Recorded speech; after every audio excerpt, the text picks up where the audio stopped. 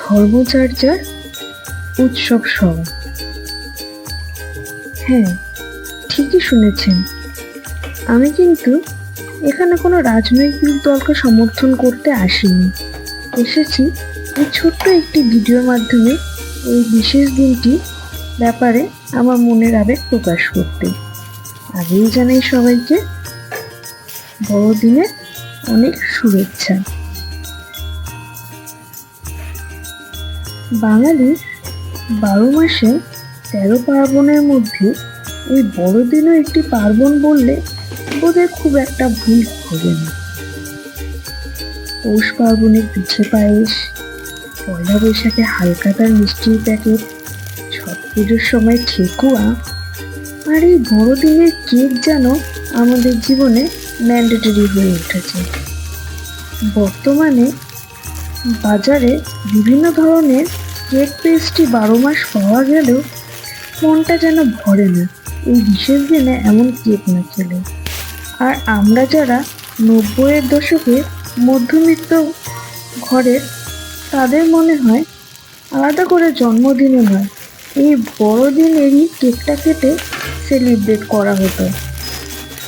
যাই হোক, সময় বদলালেও এই ভালো লাগাটা হয়তো এক থেকে যাবে। আর এই বদলানোর কথা বলতে আমার ছোটবেলার একটি মজার ঘটনা মনে পড়ে গেল। ছোটবেলায় বাবা যখন মজা করে বলতো কেক এনেও, কেক আনিনি বা দেখাতো না আমাকে কেক এনেও, তখন বাবাকে বলতাম যে বড়দিনেও কেক না খেলে যিশু ঠাকুর পাপ দেয়। আর সেই কথা মনে রেখেই হয়তো বিয়ের পর থেকে বর আগের দিনে কেক এনে রাখে। সময়ের সাথে সাথে আমারও স্যান্টা বদলেছে। বাবা থেকে বর হয়ে উঠেছে আমার স্যান্টা।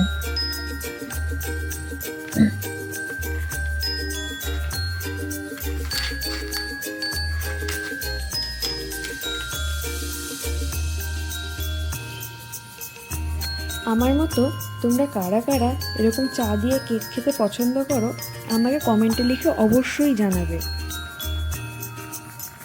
আর হ্যাঁ, আমি কিন্তু ক্রিসমাসে কেকের সাথে আমার সারপ্রাইজ গিফট আনতে ভুলিনি। সারপ্রাইজ গিফটও নিয়ে এসেছিলাম। এই যে আমার সারপ্রাইজ গিফট দেখিয়ে দিলাম তোমাদের। ক্রিসমাসে পাওনা গন্ডা বুঝিয়ে নিয়ে তো আমি তোমাদের সাথে আমার আজকের দিনটা শেয়ার করলাম। তোমরা তোমাদের ক্রিসমাস কীভাবে পালন করলে, কীরকম মজা করলে আমাকে কিন্তু কমেন্টে লিখে অবশ্যই জানাবে।